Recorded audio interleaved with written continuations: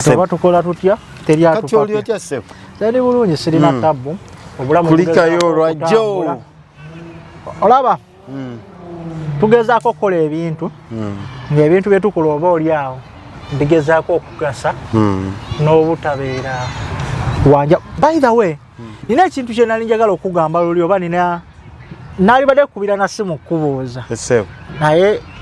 oba kiri ku kamera oba oli awo n'oli kisobola omutuukako. Eriyo abantu abakulaba George ng'olina something ky'ocontribute nze somewhere simaba baali bakigambyeko oli n'akukubira essimu oba nga weewamu oba omulinako oluganda n'akugamba ng'osobola okuyamba abalala nze owa famire wo lwaki oba tosobola kunnyamba lwaki ekintu ekyo kiba bwe kiti abantu abamu asobola okuwa ekintu somewhere naye nekimulema oba oli awo providing eri abantu be ate neefuuka excuse okitegeera nti sister wo tosobola muyamba oba brother wo tosobola muyamba oba mama wo tosobola muyamba naye wekituuka kuyamba abalala weeraga abantu bakuwaane nti oyina nnyo muganda wange it depends naye abasinga okwogera ebigambo ebyo womuteeka ku mmeeza mwa honestly yogera amazima muganda woyo takuyambangako jasa baali bamuyambye sigumu sebiri sesatu naye because oli omuntu aba omuntu nkuyamba njagala nkulabe nga naawe ovaayo kyegeera muganda wange sikwagala nti bw'oba olina ekizibu kye15 nkubira ekyomutwalo nkubira ekyebiri nkubira eky'emitwalo 10 nkubira n'ekirala ntera kigamba mikwano gyange you might be my brother my sister but how do we relate to each other? Are you my friend? Do you call me to say how are you my brother? How are you doing? Banange muli mutyeyo gye muli kitegeera naye gwe nobeera ne muganda wo yajja n'akunyumiza muganda wange nyina ekizibu kino naka business kendabye n'omuteekamu ekyataano kyo kitegeera yes oli mu America yali Uganda ye emitwalo 5 okugwa ali mu America agirabanga emitono ennyo agirabanga emitono naye kati gwe okusinziira jjukira tuva mu families abantu bangi oyinza okubanga family yammwe ffe tulina black taxi tutawaanya nti ogenda ova e Uganda abantu nga 3 bonna bakutunuulidde toli ku muntu omu kati ye ne yeerabira nti bw'oba omuyambye waliyo n'abalala 8 botagenda muga nti nno nayambyeko n'oli mwana oli n'oli kati ate bwe mba nkuyamba njagala kulanga naawe ovaayo so sikunsabiriza leero eza panado omwana wange yamize enkumbi ekikoyini ate n'enkya ate fiizi ate oluddako ate tetulina zakulya ez'akawunga omuntu atamwa ye tuli muganda wange nkuyamba nkuwabula ate abantu bwe bati atayagala omuwabule ayagala wagamba nti mpa ssente tagala ogire kyomugamba naye ebiseera ebisinga tulina oyamba abantu baffe nga as you give them money bagamba it's better omuntu okumuyigiriza engeri gy'ovubamu noti okumuwa ki ekyennyanja nze abange I usually talk to them but nange feno gye tuli tukola bwe tuti ne bwe tuti nawe bw'oba okola muyike okuseevinga si buli kokola konna nti olina okukalya n'okasaanyawo mulundi gumu fene mu America ekituyambako si ntulina nnyo sente nyingi but olw'embeera y'ensi gye tuyitamu tutuuka ekiseera n'oyiga okuseevinga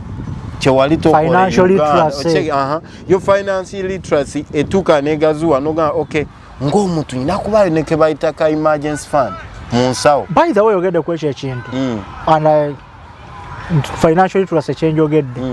nti enensi erina engeri gyekuteekateeka mu bintu bye wali tomanyi lwaki njogera abatulaba kino njagala mukitegeere nnyo nti you learn how to budget yourself throughout the month. Lwaki nkibagamba bwenti bw'oba tewabadde mu budget yange nga nagikuba ng'omwezi gutandika amazima ga Katonda mu ggulu bw'onsaba ssente ne nkugamba sirina saagala onyiige lwansonga mba nabalabye nteekeddwa okukola within that period of 2 checks without you. Exactly. Ate n'ekirala tuwogera amazima oli wano muganda wange Keifashi mbuulira nti ddi lw'osobola okugwa mu kizibu nga gwe Keifashi n'okubira omuntu e Kampala n'omuganda ntaasa nga ddi lwe baali bakikoze kati labayo osobola okugamba saawa zino ng'ogudde mu kizibu n'ogamba bayi ekizibu kyetaaga $1 katugambe 1,500 kale olwadde olemeddwa sasula rent oyagalayo $2,250 ze miliyoni kanda 5,7,8 awo se baba tebagenda tunda poloti kati gwe banakuguliza poloti mmeka nga bakuyamba mu America nkireeta okulaga nti because when you come here embeera ne bwoba toyagala kumanya embeera ekuforcinga to change nti otuka n'olowooza ndi wano bwana munigina obwogu sirinawo maama sirinawo taata yes waliwo ababalina bwendwara byonna biri kunze kati we start planning if you get money you start budgeting nga bwogambye nti bw'oba ne sente zo ng'omanyi nti ngenda kukola bansasule after 2 weeks oba wazitegekedde oli bw'ajja n'ayingiramu mu budget nga tosobola kikola ate ekibalo kyo oba togendayo era bwe tuba twakatuuka wano omwaka gumu ogusooka ebiri kitutawaanya nnyo ekisooka obeera ne giriti eri abambi nze yajja njagala kyusa abewaffe bonna but as time goes by then you learn anyway just kyagala tukiwamu bye tuyitiddeyo buyitizi just kugezaako okunyonyola baganda baffe bonna abatulabe nti we count within our budget ate era we plan within our budget so togenda kumala gagweri nti abantu bali mu America nti evo boy nakuyiwa ekitali Uganda wogenda olanga muganda waze n'abaana be ganda wange bangobye mu nyumba n'omubeezaawo mwaka mulamba but anyway nsanyusa okuddamu okulaba n'okuwuliza kuli ku mukutu gwa Keifashi the broadcast mbaako nepatana wange George tugezaako kati nayongedde kedda George the dynamics no George of the jungle era kati bwobompita Keifashi Eugene George of the jungle nga bwayogedde bwe tubeerawo gezaako kubanga tuwogera ku nsonga zino naziri ne tugezaako kusigira ekifaananyi ekinene oyongere okutegeera embeera nga bwe zitambula so tugezaako okugamba nti sifa abatuukiridde tugamba mu bye twogera oba oliawo tusobola okuserera mu lulimi omuzungu kyayita slide of the tongue tetuliwo kunenyezebwa wabula twaniriza okutuwabula ng'abantu abalala bonna tuwabulwa wabula tukubiriza nnyo ensonga ekugamba mu bye twogedde ejjamu ebyo ebyamakulu ebikugasa byoba otwala ebitakugasa birekere ffe tuba tubivunaanyizibwako ate era tebivunaanyizibwa ku mukutu guno as a disclaimer wabula bivunaanyizibwa ku nannyini ebyo ababyogedde so nzigusa ne George nga nina ensonga gye njagala tubeereko nga twogerako ali eyo tuba tetwagala otufune mu bubi oba mu mbeera yonna wabula twagala otutegeere we are not attacking kasago owulira gezaako understanding kye tuba twogedde wetuga nti abakyala don't be like bali bakuba abakazi olw'okuba basajja biki gezaako okutegeera ensonga gye tuba tuleese kati olunaku olwaleero njagala tutandikirewo kuba tutandisemu n'akaboozi awo but njagala tugenderewo maaso n'embeera gye njagala okuba nga nkutunuzaamu twogereko embeera eri wano eri abazadde bonna abatulaba abazadde abaana nga babazaalidde wano mu ggwanga lya America nabazaalidde Uganda na yonna gy'oba obazaalidde would you advise omuzadde nga ggwe George ku nsi zino ebbiri oba ku nsi yonna gy'asangibwa oba Canada oba luddawa kubanga abatulaba tetwagala babesingire nti abali mu America bawogera ku bya America osobola okubeera e Canada osobola okubeera e Russia osobola okubeera yonna gy'oli embeera yonna gye tuyitamu solonga zingoli luddawa George gye wali advising omuzadde okukuliza omwana we wali agadde omuzadde okukuliza omwana we mu ggwanga Uganda wali agadde omuzadde okukuliza omwana we ku America n'agamba nti kati obanze muzadde ku America musindise Uganda agenda akulira eyo okitegeera nti oba nazaala omwana mu Uganda nina opportunity emuleeta kamuleete mukulizeewa eno ki advice ki gye wali wadde omuzadde oyo kubanga Keifashi asobola okugamba nti omwana ku America akuzibwa nga alina eddembe lingi n'ayonooneka n'obeera nga ku myaka 18 tosulina ky'osobola kumugamba okitegeera n'akugamba nti omwana yesu asobola okwonoonekera wonna n'akugamba nti omwana gw'okuliza Uganda agenda kula nga alina empisa at the age of 25 ng'akyasobola okufukamira n'okuwuliriza mu byonna by'okola ki unlike omwana gw'okuliza wo n'akugamba nti omwana gw'okuliza mu Uganda agenda kula ng'atema mibozipoye yamanyira kusabiriza bazadde kumuwa at the age of 28 akyasola mu nyumba yaani yatawe so kati awo njagala otusiigire ekifaananyi ekinene eri omuzadde oyo atatulaba agenda okumakinga their own decision nga at least afunye oba oli awo advice gye batamugamba okuva eri George the Django of the Django omanyi nakatandika I'm just getting used so awo njagala tutandikire okusigira batulaba ekifaananyi naddala abaganda baffe abawangalira ku Bulaaya ensonga eyo nkulu mbatumiddeko mwenna bannabulaaya waliwo juze yabuuza nti n'abali e South Africa bali Bulaaya naye batugamba abali e Dubai but solonga asinga ofulumye wabweru wa Uganda boli Kenya oba oliwa ndowooza tuba obeera diaspora kudda ku mulamwa ssebo nze ekisooka mu ndowooza yange kintu kirungi omuzadde wonna w'obeera bwe kiba kisoboka buli muzadde kyemmanyi amanyi obulumi bw'oyitamu okuzaala omwana oyo engeri gy'omulabiriramu okutuuka wa kutuukira okuvaamu okitegeera okufuuka omuntu nti kyandibadde kirungi w'obeera bw'oba oli mu Amerika kyandibadde kirungi ng'omwana wo waali sobola omukuza osobola okuba nga omulabako nga mwana wange ekyo kyokola ki si kituufu mwana wange ekyo kyokoze kirungi okitegeera yandibadde under your roof mu bufunze nti bw'oba oli Uganda omwana we abeerewa Uganda naawe bwe kiba kisoboka but kati reality eriwo kati nga bino tuli ku abasinga e Bulaaya tuvaayo abaana iza tubalese Uganda ne tukeno ne tuzalira abaana wano kusegeera kati nze nandibadde mpabula omuzadde bw'atyo nti gwazalidde abaana e Bulaaya first kirungi okubeera n'abaana bo wano wooli naye ate kya mugaso nnyo bano abaana okubeera ng'obatwalako Uganda. Lwaki? You want these kids to compare, to have something they can compare to. Okitegeera omuntu yenna atalina kankuwa ekyokulabirako njakozesa ekigambo like ekyabanyaga which is abaddugavu abali wano abazaaliddwa wano ababadde wano nti bambi mulamu bwabwe tebaba na wantu wonna wakusobola okompeyalinga kubanga for you to understand kino ekintu kikyamu oba kituufu obeerako n'ekirala ky'olabiddeko ga bagamba omwana atatambula atenda nnyina okola ki okufumba atanayitaayita nkibadde nkitadde mu Lunyankole osobola kifrazinga mu Lunyankole n'okitugiza mu Luganda nti bw'oba nga omwana omuzaalidde wano mu Bulaaya kirungi omwana omusindikangako mu ka vacation omusindikako e Uganda omwana n'agenda n'alaba e Uganda n'alaba abaana omwana munne w'emyaka gye oba even n'ogwasingako nga omwana talina ngatto akyatambulira ku ttaka kati bw'akomawo mu Amerika abeera n'omutima ogubeera grateful appreciating their parents. There is a value gy'oba omuteeka mu bwongo nti nzolaba George ndi mu Amerika nyina emigogo gy'engatto 15 ate nalabyeyo kakazini kange ka myaka 3 nze ndi wa 7 bambi tekalina nangatto katambuza bigere. Now they have something to compare with.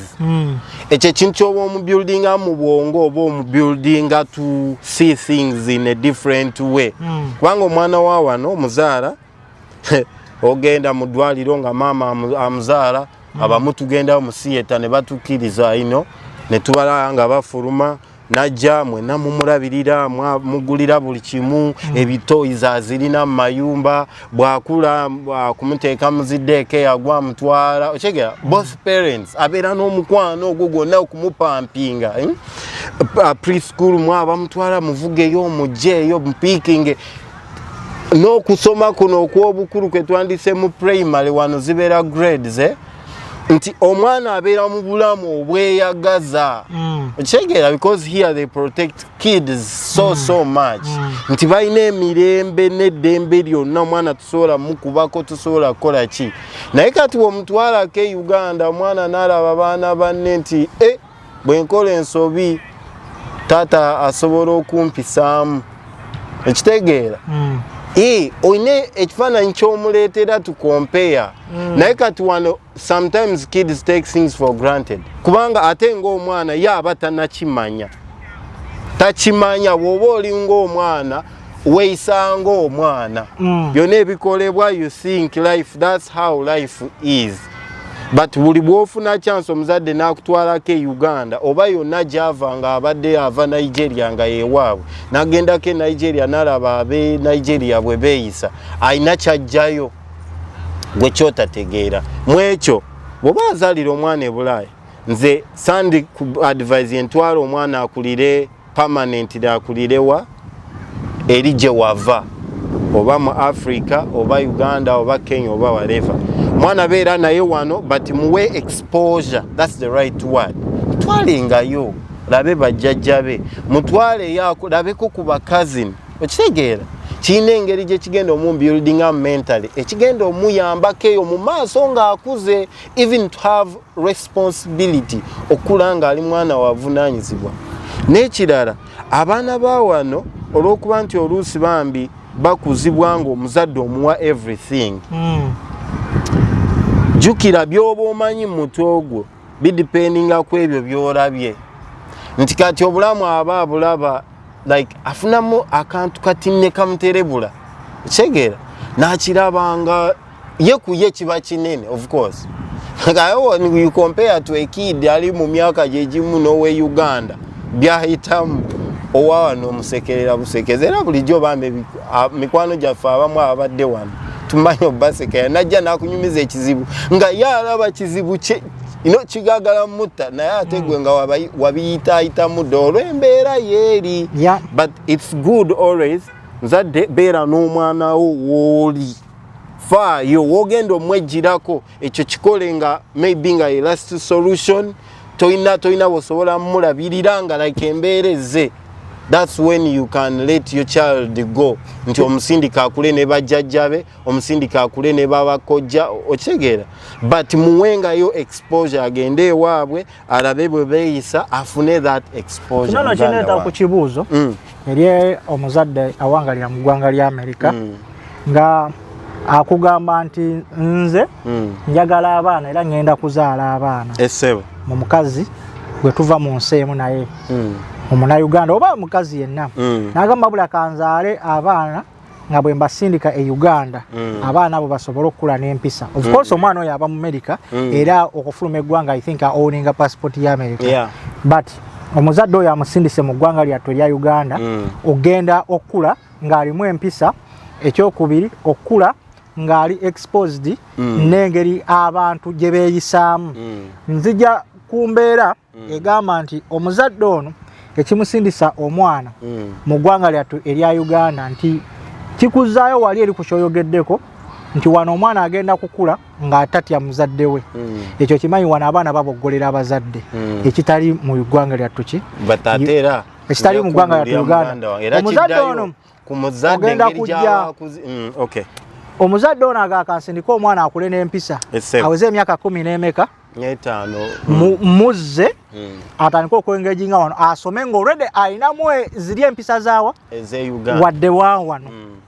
omwana ono gwensindisa Uganda sigamba nti tagenda kubanga tafuna all the benefits zateekeddwa okufuna okimanyi bulungi wano $100 eri abamugagga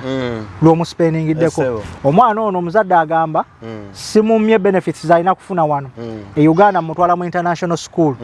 kyekisooka nazimba amaka mansion mwagenda okusula ne bajjajjaabe oba n'abantu be mukwasiza e Uganda ekyokusatu ewaka waliyo emmotoka zebasobola omuvugiramu okumutwala wona wayagadde bamutwala out kale nga bwotwala abaana mu parks ogenda bazannyako wano ekyo kimanyi nti neeri afuna obudde ne bamukwala ki ne bamutwala but key point mu statement zino zenkugamba just underline and bracket the word empisa kikulu nnyo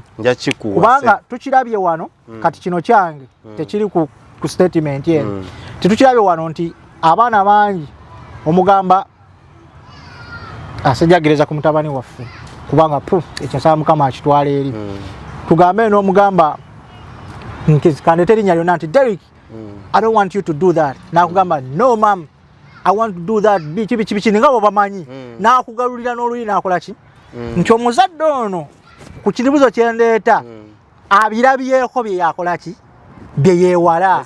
omuzadde ono ogenda munenyezaawa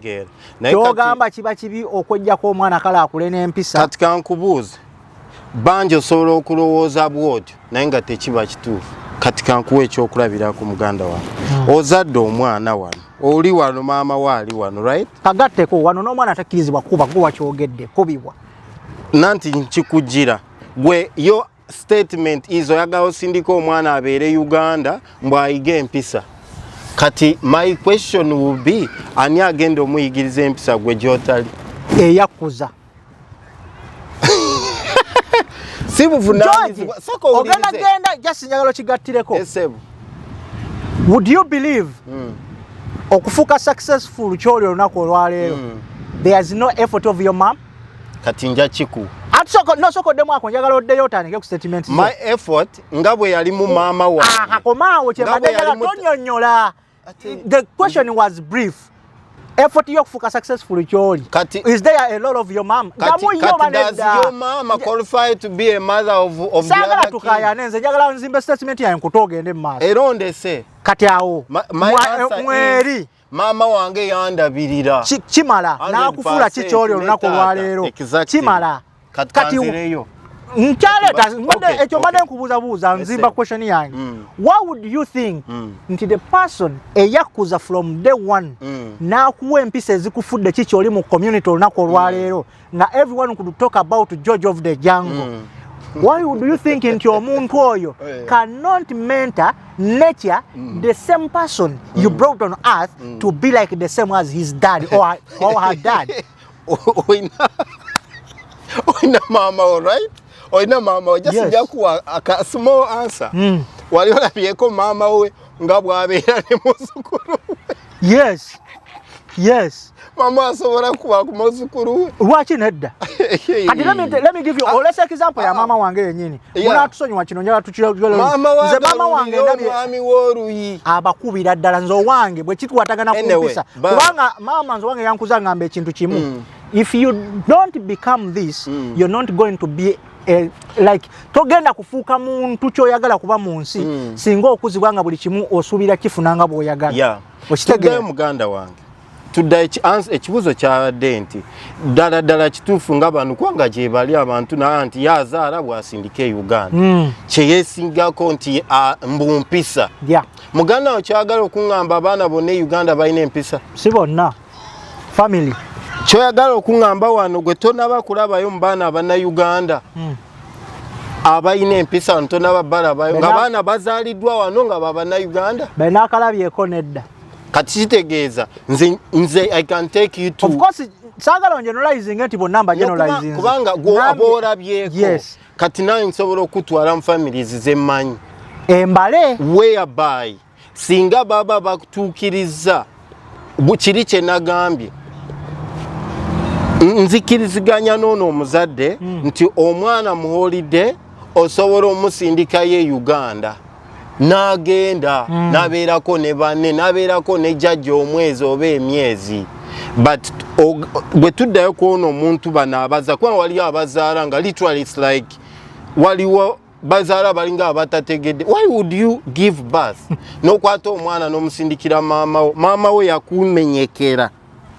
n'akulabirira akutuusa wooli kati gwe nozaala ovunaanyizibwa obwo n'obwejjako n'obusuulira kitaawo ne maama obalabirira omuzzukulu ate era naawe oba obalabirira. Omukazi saawa zino ali ku myaka 7 oba 8 maama wange agenda myaka 8 kati muwa akazzukulu katandise omuddusa emisinde amagumba geyongera okuguma. But I'm giving you ebintu oluusi byewandibadde tolowooza oba naali eyo I know kirowoozaako nti ddala ekituufu kyandibadde nga gwe omuzadde wandibadde olina omukono because it is you a parent amanyi kyoyagala omwana waabeere nga taatawo ne maama wo kye baakola kyonna okubeera wooli whether baakikola mu kumanya oba mu kisa kya Katonda but they did their part. Ekitegeera as a parent if you give out obuvunaanyizibwa bwo n'obukwasa omuntu omulala okulabirira abaana muganda wange abazadde bangi actually bajja kujulira fe abalekayo abaana e Kampala do you know oluusooka aba amaziga tuba mu mayumba nga tukaaba omwana afuuse ekitagasa nga Uganda empisa myself nosanga omwana gwandigize nti ali Kampala n'empisa eziri basic nga tazimanyi because why ekisooka abantu boba omulekedde oba jjajjawo oba ki because you're giving them money kyogamba maama otakoze kimala natuulira nze tali na maama wange baba kino ekifaananyi kirabe nga kinene mu kifaananyi kino ekinene nkugamba buvunaanyizibwa bwo nga taata nga maama aleese lino ebbujje mu nsi before you give birth or you plan to give birth be ready okutoba n'ono omwana but expose them to where you're coming from. Ekyo kyate but do not kubatwalayo nga bogambye nti basunzaale nga wembasuulayo because first of all costs of living eri zibako wakiriko basobola okufuna bye baagala but nga gwe tomenyeka nnyo but jjukira gwe nga taata nga maama olina kuba olina ebiruubirirwa by'oyagala these kids to be. Waliwo abaana bo bye bagenda okukola bw'oba toli nabo under the same roof yotagenda kumanya ne bajja bagamba omwana we akoze kino ekintu n'owakana. I've seen parents here omuzadde oteeka omwana mu international school because toliiyo bali abamuyina jukira nabo balina abaana baabwe balina other things okitegeera kandi wange omwana ng'ali mu njaga nga kabe kasinge nabo benyini nga tebakima because ono omwana gwobawadde alina sente asobola oku accessinga everything he or she wants. Kati gwe ng'omuzadde oba toliyo kubanga vunaanyizibwa bwo papa okulaba omwana wo alidde ki no katono nnyo nga sina kusazaamu okimanyi bulungi there is no way this child ewaffe gyasobola okufuna access ku ssente nga tezimuweerebbwa kuva mu mikono gy'abantu abamwinako obuvunaanyizibwa. Bw'okwata ssente ez'okubalabirira tugeze sister we yalina omwana wo you don't give your money to your child ozisindikira sister wo n'ogamba nti kino na kino na kino ogenda mugulirako kino eno upkeep wakumuwaako kugenda ku ssomero kitegeeza sister wo oli engeri gyamuteekamu empisa she knows how to distribute this money. Omanye empisa z'olina zajja zitya gwe nga gwe however your mother was there and your dad whatever situation community gye wakulira muganda wange by'oyiseemu mu bulamu bw'ensi buno okubonaabona kw'otobye it has built your mentality okugenda ne weesakira. That's why you can survive everywhere wonna gy'olaze okitegeera because your mindset etobye eina weeyise si buli mwana era nti ne bw'aba ekyaddondo ng'omuwa buli kimu era ajja kuba alinga waawano because you're here asomera mu international school aweebwa buli kyayagala ayina eddembe tewaliwo muntu amutunuulira n'eriisa ery'amaanyi nga taata nga maama chances nyingi okwonooneka okitegeera but ate omuwa buli kimu naye gwe ojja kwekanga nga gwe ebyomuwa gwe tewabirina wali okulira gwe just olw'embeera embi eno gy'oyiseemu yekushapinze to who you are. For me George to be what I am kubanga muganda okimanyi nti bantu bangi ababeerayo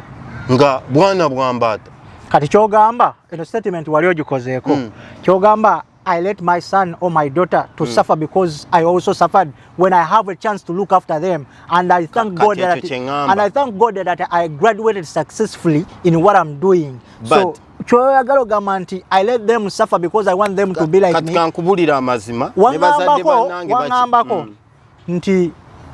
You wouldn't want mutabani wombo walking miles and miles to go to school. Exactly.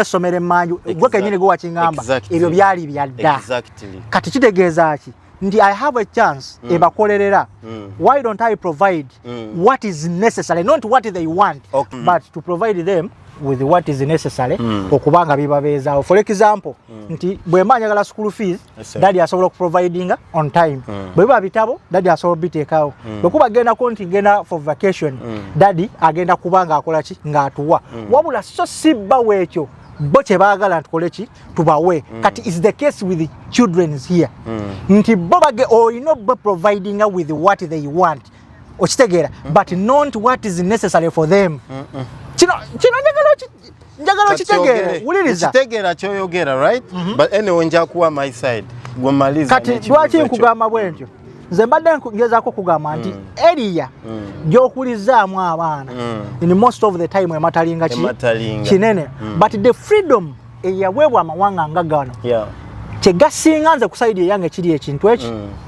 benefits zitya ate nga nazo osobola ziproviding ewaka wadde zibulamu. Wano omwana wa wano nze ngenda kugamba bwene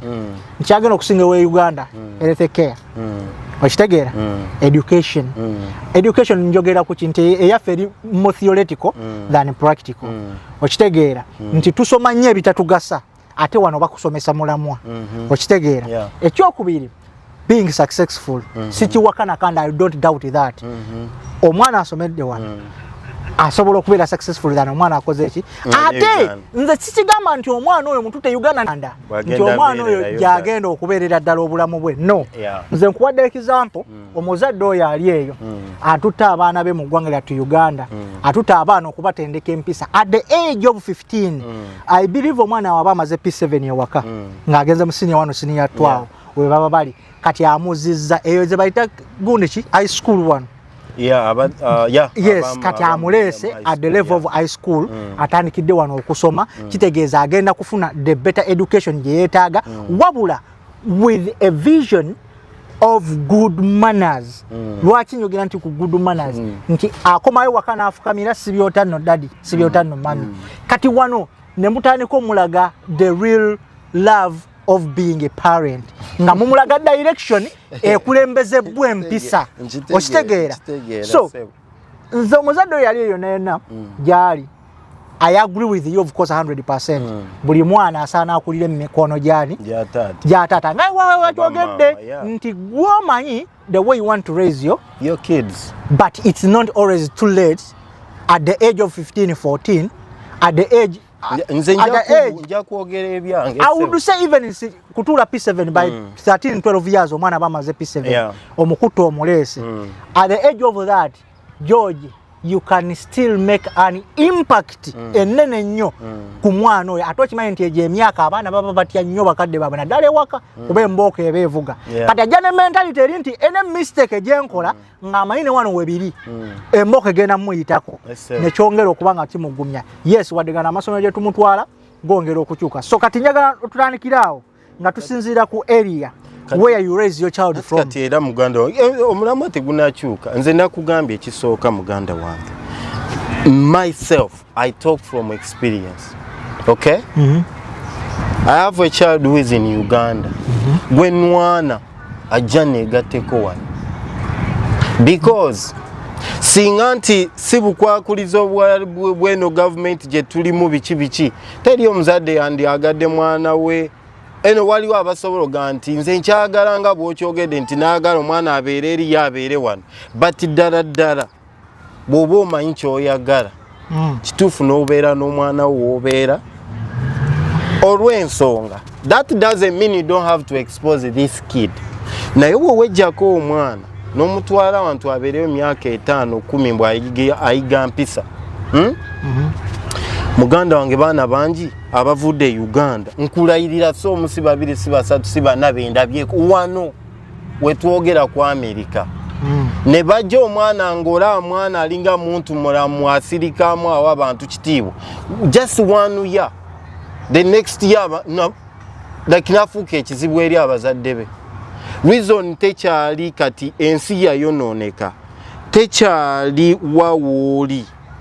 many people e Uganda okimanyi baana bangi kati nga kizeeyo nga mu language kubanga discipline empisa kintu kinene nnyo kigazi nnyo kimanyi nti kati baana bangi omuzadde Kampala gosanga nga families ezisinga bw'oba oli honest n'abatulaba nti nosanga mu family yaaba waleke Kampala nga baana baabwe tebagala kwogera nnimi zaabwe kubanga bagamba ate olulimi luno lunamugasa ki omwana bw'aba tamanyi soko owulirize kankusalemu ekirimi eyo saagala ogendeyo kati because that's the topic for it's a topic for another day. That was an example. Njagala tutunuulire kino. Eyo njakukakana ekyo kyoyogerako. Gwe nze mpa chance. Njagala tukkiriziganye nze naawe. Njagala tufuuke kino. Nina ebyokubuuza bingi saagala eggulu mulama mulala. Kyenvuga nkitegeera. Kati nze nina ebyokubuuza bingi. Ongambye nti abazadde oyo akola ensobi okuzaala omwana nga bamwejjako bamutwala e Uganda eba nsobi ensobi eyo omuzadde oyo asobola okubeera wano okimanyi bulungi muli babiri n'omukazi bw'akeera ku makya n'anfuna olubuto n'azaala omwana kigenda mutwalira emyaka emirala 3 ku 4 that woman okuddamu okukola ekyo okimanyi it depends kumwe okikakasa oba tokikakasa nkikakasa it depends kati njagala oteekeo kati kano ketwogera mwabatulaba musajja ono njagala munziriremu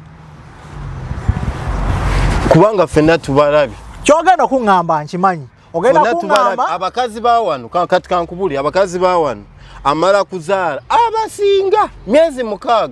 njagala nkuzeeyo mfurawo ngaddayo ku mulimu ndeka mmalirizeeyo statement ye kuba kyengenda okuŋŋamba nkimanyi ogenda kuŋŋamba you can work in shifts omukazi nti asobola okukola ku makya n'okola ekawungeezi but omukazi omutuufu ng'oggyeko ku bino byokugamba nti omwana amusuulawo ffenna tukimanyi nti omwana health wise alina okuyonka for almost a year okitegeera but simply because of the situation here emufosinga okulekawo omwana kubanga mwetaaga ki ayetaaga sente si yeetaaga mwetaaga okitegeera kati eyo yembeera ekugambisa omuzadde ono nze gwenjogerera gwenkiikiridde awagire ekyokutwala omwana we waka kati bwomutwala e Uganda ng'amata gafuna kyeŋŋamba dabayo bw'oba owakanamu sorry bw'oba owa example bwetyo nti omuzadde wano because agenda kulekawo omwana w'emyezi 6 agenda akole essaawa 8 akomewo kabe kasinga apampinga amata ge agaleke mu fridge omuntu yenna anaabeerawo agawo omwana ayonke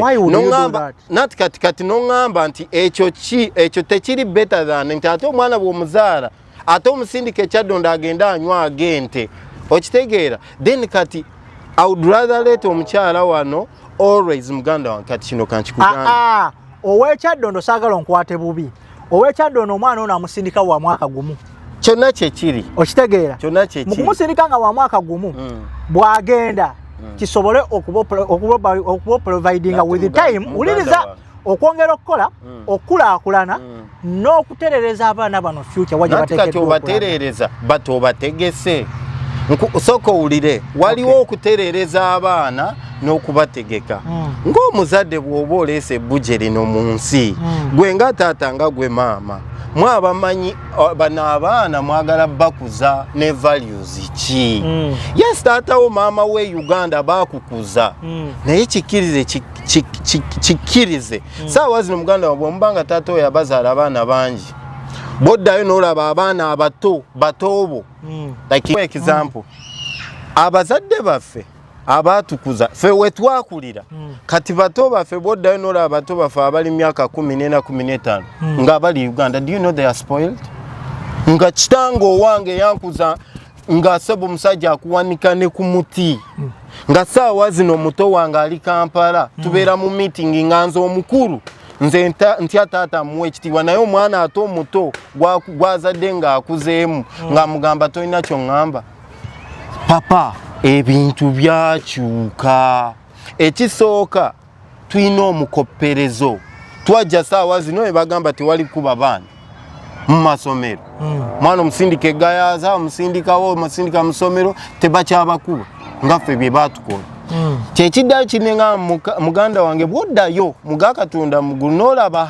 like empisa z'oyina oba obuntu bulamu bw'oyina buzze not only by your parents by the community n'embeera gy'oyiseemu ng'omwana okukula up to where you are. Kyekibuildinze your mindset okugaa nti omuntu ne bwoze wano nti osobola okusigala ng'oli humble. So okuba olina akasenteko wano ng'abantu bali Uganda naye togenda balinnya ku mutwe because you have money. Kubanga kiddayo ku mpisa. Ekintu ky'empisa muganda wange muga Katonda mugulu tekikyaliwa. Kubanga kye nagambye nti examples nyingi ze nsobola okuwa bazadde bangi bali wano basula bakaaba nga mwana gwe yaleka e Kampala akola ekisoboka kyonna amuleete wano kikyagaanye naye omwana eri empisa ziganye omwana be bafuweeta enjaga because he has money. Ayina buli kyayagala essomero mutaddemu ssomero eddungi. Jajja gwali nayo oba muganda oba koja oba ki nabo bali busy n'obulamu okumakinga sure families zaabwe zisurvivinga. Okitegeera kubanga environment ya wano sente engeri gye zituyisaamu it's not because nti Uganda nabo tebakyayiriba nabo se babayiriba abantu. Kati ogenda okwekanga nga n'abantu abo betulowooza nti kati bandibadde n'obudde bw'abaana baffe betubawa nga nabo sebo tebakyalina budde. Kati nzikiriza nkubuuza ekibuuzo. Oyogedde ku nsonga egambye nti ogenda kumuleeta wano but ng'abadde Uganda ng'afuuweeta njaga wagambye nti omuzadde yenna yina kirungi okukuza omwana we. I agree with you but how sure are you nti omwana gw'oleese nga yakwonoonekako e Uganda womuleta mikono gyo wano agenda kufuuka successful ng'okimanyi bagifuuweta kyere wano ng'okimanyi okukola ebikolwa byonna ebyesitaza ngamba mfe mu ggwanga mwe tuva wano it's an everyday normal thing. Nkitegeera oba nfuna kyenkugamba kati eyo perspective gye njagala otunuulizeemu omuzadde yenna atali eyo. Nze nkugamba ebingi byenzikiriziganya naawe era saagala abeereyo munfune mubi gaye kale oli omutumbaavu ayagala okuzaala abaana nga bw'asuula e Uganda but kino jojo kye mubuuza nti goli shuwa otya benjogedde nakyo nga nakyo bona amuleeta ku mbeera eziri wano tagenda kwongera bwongezi kwonooneka. Njagala ogattireko ne kino ekigamba nti wayogedde ku nsonga egamba nti asobola omuzadde asobola okulekawo omwana myezi 6 biki n'agenda n'akola nenjagala n'adenyala kireetawanirwa kubanga sawa kuinterruptinga nti omuntu okutwala omwana e Uganda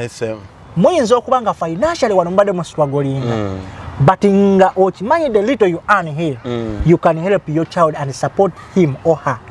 within our country kubanga okimanyi the $15 the $20 the $30 you can earn here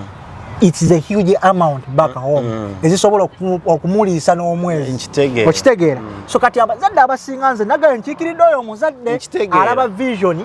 egenda okuyamba omwana we enkya nti amuzadde amusindise waka asazeewo bakole ne mukyala we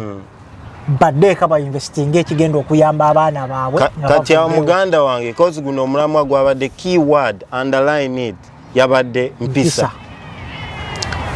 Would you advise an African parent? Banji abakola ekyo era nga bw'okipresentize now it's clear for other reasons. Now if you base ku mpisa specifically you agree with it. No uliriza bw'obesinga ku mpisa kiba kiganye era nga bwe nkugambye ekituufu omwana nkiddamu omwana kirungi n'akulira awali bazadde be baba ne wano owali ondabyeko akange ka myaka emeka ogimanyi tondabanga nkayisaamu you puzzle me George. You said we underline the word and bracket it empisa. George, do you know the reason as why you are an important person in the community?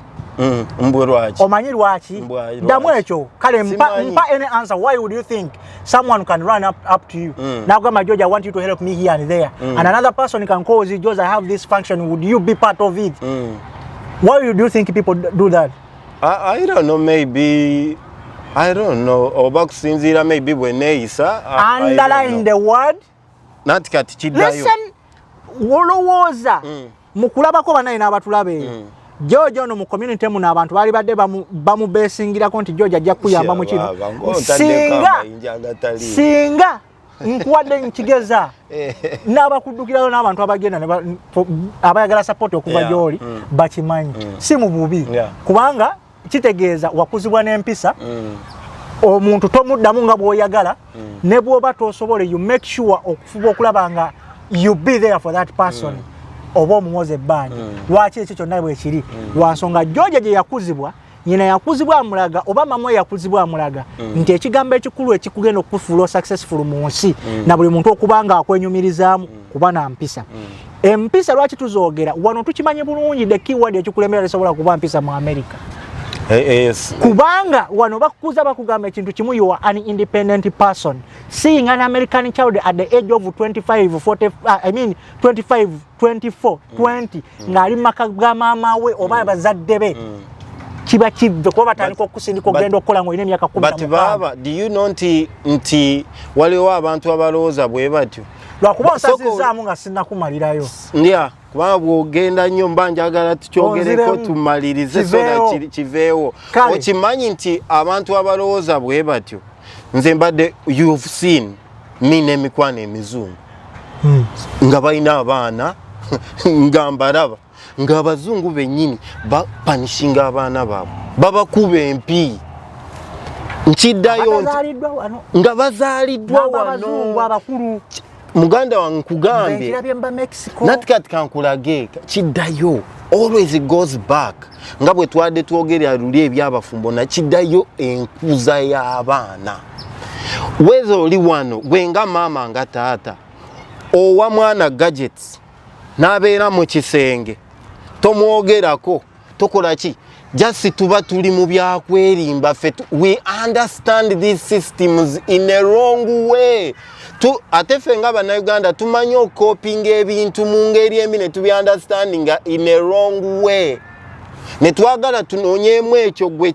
ekikubenefitinga n'okyesibako muganda wange ndabye abazungu so omusi babiri si basatu nga balina abaana you know that for the fact tina mikwano gyange nga bakuba abaana baabwe empi it always goes back how do you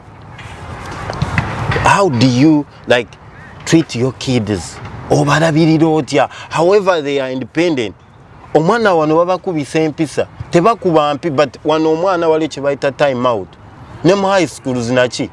babakwata ku ssomero ne bamukulozingira mu ruumu ku ssomero ngamba beereyo waganya okukola kino tebaganya muteekako mpi byonna mbireeta nti waliwo how we can kukuza abaana baffe mu culture yaffe ne basigala nga abaana bampisa Uganda tubasindikayo to just have that second chance oba okulaba okufunamu ekifaananyi ekirala to compare so ekisooka basobole okuyiga omutima okubeera grateful to what their parents here are providing kubanga era n'omwana bw'aba ekyaddondo ng'omuwa buli kimu of course ajja kukula nga tolina ky'omugamba tubalabyeko abaana b'abagaga you've seen papa today ku baana b'abagaga whereby ng'abaana b'abagagga betulabyeko nga taata kaavaawo bw'ati mu nsi ebyana bitunda buli kimu nga byakulira Uganda taata byonna byakola ng'abaana be basingayo empisa embi be bali mu rehabs naye ng'ate omwana w'omunaku because embeera eyo gy'oba oyitamu okubonaabona okutuuka wooli otuuka omutima gwo ne gubeera satisfied omuntu yenna ali satisfied obeera humble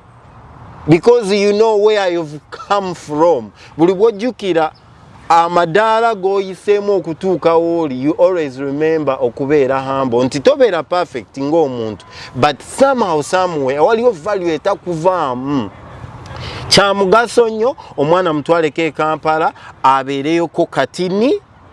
but so si kugenda nti mwaka manyi biki unless ng'omwana akufuukidde ezike but era nabo bw'oba omututteyo Uganda beera make sure nti gwe ng'omuzadde omubeerako basigamba nti ddala nti kituufu nti omwana muzaale aweze omwaka gumu musuula eri unless ng'olese ziri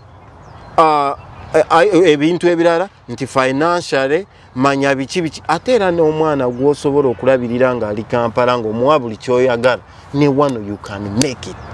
We have many systems one ezisobola. First of all, omwana wano akumenya nga yakazaalibwa wano up to kasita ava mu deke afutaatuka emyaka 3 awo ekiddako it's up to you okuchuzinga free education until ngagenda mu college. There is free education and private. Kiri kugo choosing omwana agende mu free education oba omuteke mu private osasule nga bwe kiri e Uganda. But zine empisa baba kati zaddayo ku muntu ayina omwana gwenga taata nga mama era nawe bwoba toyina mpisa toyina bogenda ziteekamu ate oluusi bwe tutuuka wano kubanga abangi bakikosanga example nti kati bwe tutuuka wano tuba na bize tukola ki tebafuna budde bubeera ku baana. Kati gwe notanga ogamba abaana wano tebabakwatako omwana wano tomujajinga no. Omwana bw'aba akoze ensobi mulage nti eyo nsobi gy'okoze sigala era bw'oddayo mu baspaana bapa bw'oddayo mu baspaana bawano abaana baabwe obalaba neneeyisa esigalayo yeewaabwe gye bava. Bw'olaba abaana b'Abachina fe ababaddeko naye friends Abachina you see still omwana azaaliddwa wano but ayinamu kali akeewaabwe waliwo kavali ako kagattamu nti he or she gets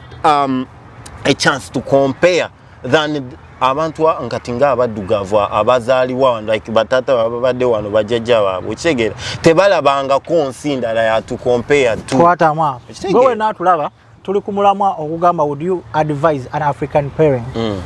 okukuliza like to raise their children from back here home, yeah. Oba back home either in Uganda oba in yonna ensi gy'abaava negowe n'omuzadde omufirika wali badde oba gowe n'omuntu ali eyo wali badde oba omuzadde oyo mufirika okuliza wano omwana we oba okumutwala mu ggwanga lyattu Uganda. Baba nga tonakavaako nyina akantu kenzijjukidde kenadde neerabidde nti ekirala tutegeka abaana era still omutwala eri atajja kukoma wadde eno right bw'otwala omwana e Uganda n'amalayo emyaka 10 kati nga muwala wange we naamugireetera she can be like 11 oba 12 oba 13 but okimanyi nti ajja kusanga ebizibu binene wano mu America okuyingira system eno gitegeera kijja mutwalira like 5 years okutegeera how things are done kubanga at the end of the day he or she agenda kusurvivingira in this system. The reality is bw'omutegekera kiri ate nga sijja agenda okubeera era sirwa ajja kudda wano afune challenges nga zaawano okitegeera ekiri important nti omwana mu empisa ziddayo in the household gy'abeeramu. You can still raise your kids however busy you are, however challenges ezikwetoolodde osobola okufunayo akadde n'ofaayo okulabirira abaana bo mu buvubi nga bwe Uganda ne banyaffe bwe baafangayo tebalina ssente tebalina ki but ne batukuza ne tuvaamu kati ekyegeera ne tuuka we tuli ne wano we can kulwana n'abaana baffe ne tubalabirira nga tuli wano singa tuba tufuddeyo ne tufunayo obudde ne tubeera nabo ne tuba panishinga ne tusigikali kyaffe tuleme ogisuula suula omuggo yonoone ki George omwana byonna obyogedde teri awakana teri atakkiriziganya nakyo but olina ekintu kyeyogedde nti omwana oyo bw'omuleeta kigenda mutwalira emyaka 5 to cope up with the system or the situation.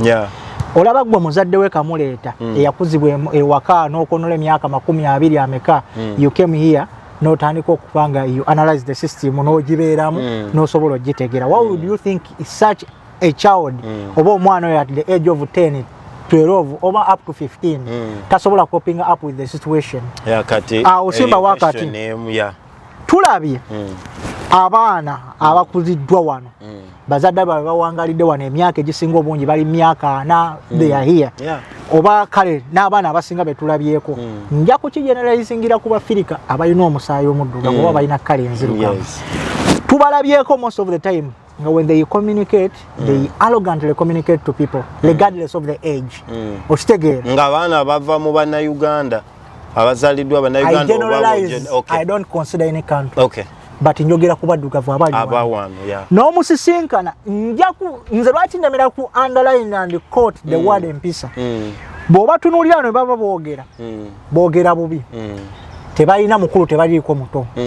bayogeza f words ezikulembera everything they say kigenderere nnyo mu bafirika ekyo nkivuddeko. You have an experience. You have ever been stopped by a traffic officer. Nze nina experience nali nyimiriziddwako naye. Musajja we yajja yali mukambwe mu muzungu eyanyimizibwa traffic. But when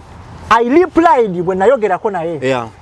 kyamukakanya n'ambuuza which country are you coming from? Ne mugamba Uganda because of my accent. Kyeyasinzirako ekyo. Ekyo kyokka kyansonyiyisa kye yali ateekeddwa okunkola olw'empisa ze nakozesanga mu replying by saying yes sir, okay sir, do you have a driver's license? Yes sir. Can I look at your car registration and whatever? Yes sir. Nembigeo nembimuwa. But bino birabyeko not on internet but mu situation mu community ngoli bamuyimiriza n'agamba who the F are you to stop me doing this and this? Namugamba, I want to talk to your supervisor. Sigena kudamu kwogera nawe kubira supervisor ni rokingira mu motoka n'agaana. N'alemeramu. Is that what you call in your quotation empisa? For omwana akulidde wano nze lwaki nkisinzirako kwe joje guno mulama tusobola okusulawo bro.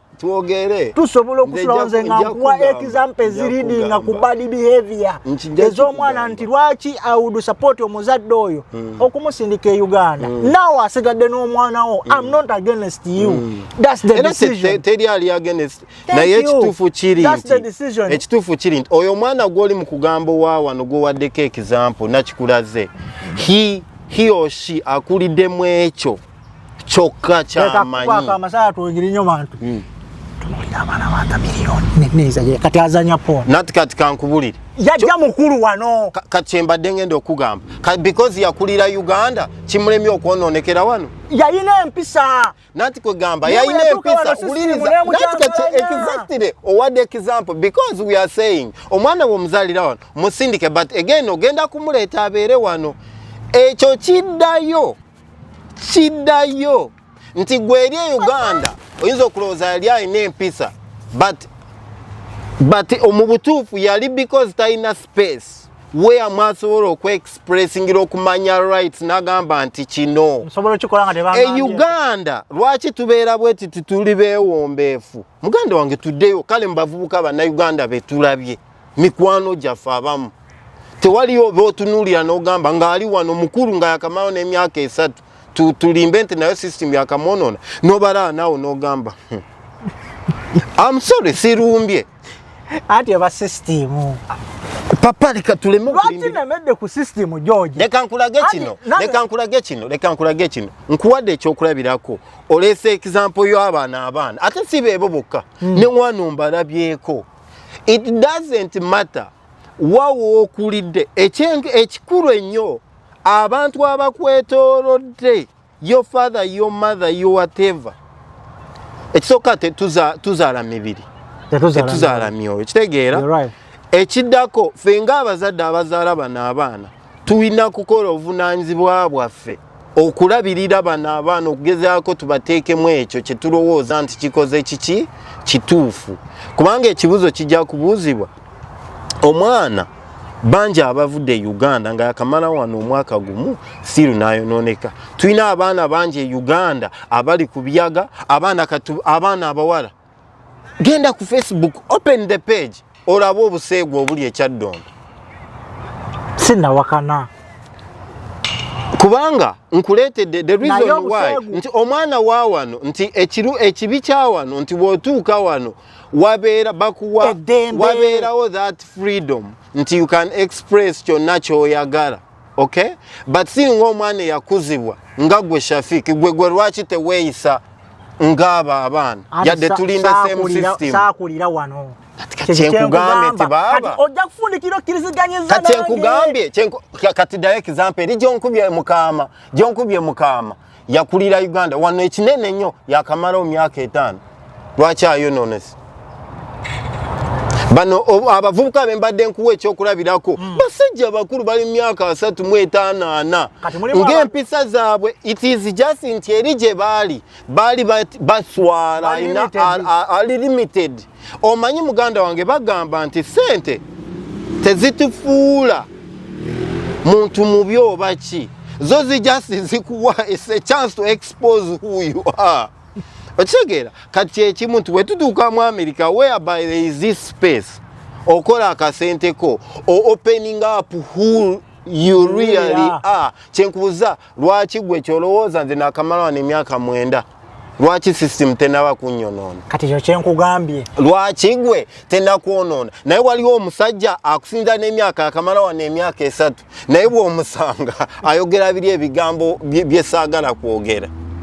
nti oba yakulira Kyaddondo oba yakulira wa kubanga bambi gwe kati oluusi oyinza okubanga waliwo tukkiriza tugaana nti wanempisa zo ntini waziri mu bamu ate baba tuyina kino kye twogera nti abaddugavu bawa kino kankyogere mukama